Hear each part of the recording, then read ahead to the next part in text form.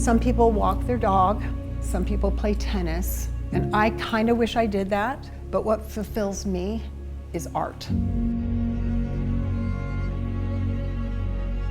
I ended up in Salt Lake City a lot of years ago.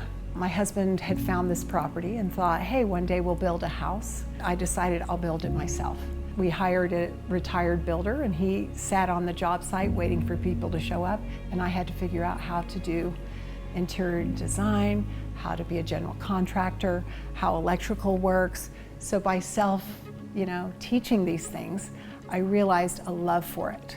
But the only reason I was confident enough to try to be my own builder at 29 years old was because growing up, my parents built 8 homes.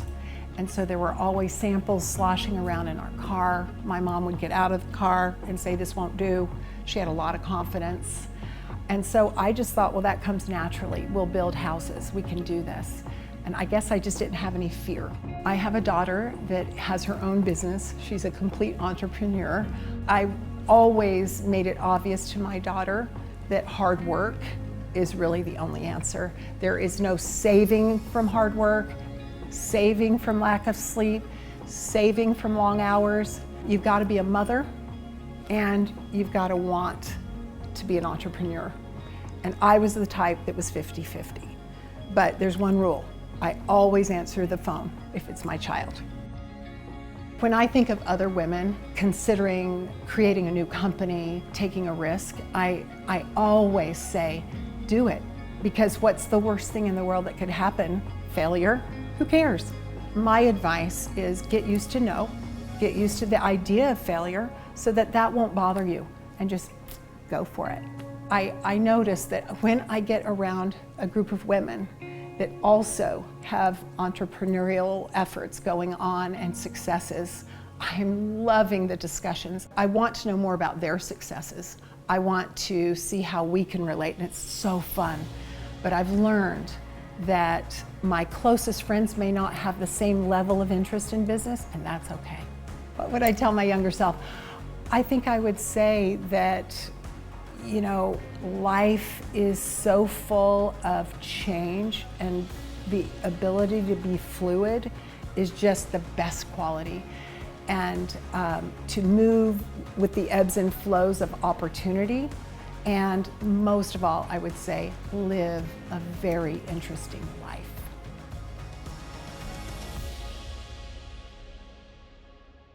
How did I get here? Well, I was born in Draper, Utah. So RUMA is a specialized medical aesthetics practice. We also have a full functional medicine side, skin health, as well as sexual wellness. I started this practice about 5 years ago. I had a realization that my core values were compromised where I was currently at, and there wasn't anywhere that I could work where I felt at home. I didn't have time to be fearful. I just felt like it was the right thing to do. And in 10 days started my business and was seeing patients. So I think readiness is not a state of circumstance, it's a state of mind, and you just have to jump in. If I could tell my younger self one piece of advice, it would be to continue to develop yourself. Continue to learn and grow and make yourself uncomfortable, because that means that you're growing. One of my favorite quotes is from Jim Rohn, and it says, your level of success will seldom exceed your level of personal development, because success is something you attract by the person you become.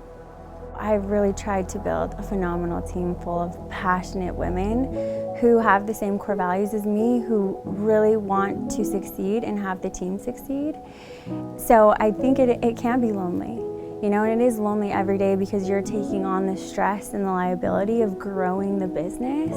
But if you surround yourself with women that are like-minded, that hustle just as hard, that's the magic. The Wild Oak is a wedding and event venue that we started about 3 years ago. We came together as a family and we thought, what fun family business should we do together? And being different talents that each of the kids had, we decided this was the perfect thing for us to do. It took a moment to be brave enough to start it, but we did, and we've been super successful. We're very fortunate. It's so fun to run this venue with our family and to have our grandkids run around all day, and it's just been a great thing to do together. And it's nice because all of us sisters, between the 4 of us, there's 14 kids, and so we want them to see how hardworking we are. Good work ethic, how there's no job too little or too big for us, and that we will do anything, and yeah. I just think it's important to dream, you know. I have a friend that said, you know, our family dreams it, but you guys dream it and do it. It's gonna be scary starting your own thing, and you may fail, but if you don't try, then you never know what the other side looks like. Because if you just give it your heart and you totally believe in it, you'll have a lot more success. Yeah. I am a mom of 4, and I've always loved working, and I worked in photography for about 16 years, and then I was just really looking for that next challenge, and I wanted something that was scalable in a way that a one-man operation wasn't. So I just kind of planted that seed of I wanted to start a business, but I had no idea what it was going to be. Salt by Sabrina is a brand that brings order in chaos. So the world is crazy, things come at us all the time, and the products in the Salt by Sabrina line are designed to bring that peace and order into your lives so that you're empowered to deal with life's daily challenges. My advice for women who aspire to be entrepreneurs is that don't let anybody define you. There's never a limitation on age or time. I was 42 years old when I started Salt by Sabrina, and I never could have imagined that I would be here at this point in my life. So don't think that certain phases of life are over or that things can't happen, because they always can. I really believe that we make our own definitions of who we are. One of the biggest things that has been impactful in my family from Salt and creating this company is seeing how it's changed my daughters. Their dialogue has changed from, I'm just gonna go to college, to when I start my company. And I've seen how it's empowered them, and even my boys as well, just seeing that they can build something. And also the hard work that goes into building something special. I think that's been so powerful and impactful. My son did a report where he said that I was his hero, and my heart just melted. But that he saw me that way in a different light and capable of more. This may sound a little cliche, but really the thing that brings me so much joy is lifting others. Where I get really excited is where I can connect people and I can see magic happen. And I know this is something that's really important to Capita, which is one of the reasons I was very attracted to being associated with them. I just am a firm believer in a rising tide lifts all ships. We can all win together. It is not a scarcity economy.